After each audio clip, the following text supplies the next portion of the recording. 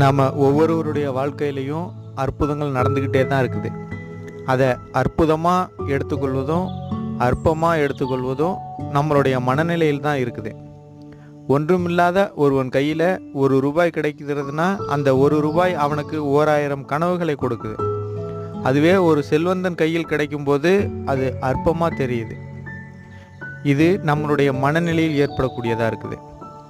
காந்தம் வேண்டுமானால் ஒத்த துருவங்கள் ஒன்றை ஒன்று எதிர்க்கக்கூடியதாக இருக்கலாம். ஆனால் எண்ணங்கள் ஒத்த எண்ணங்களை தான் ஈர்க்கும். நம்ம நல்ல மனநிலையில் இருக்கும்போது நமக்கு நன்மையை அதிகமாக அது கொண்டு வந்து சேர்க்கும்.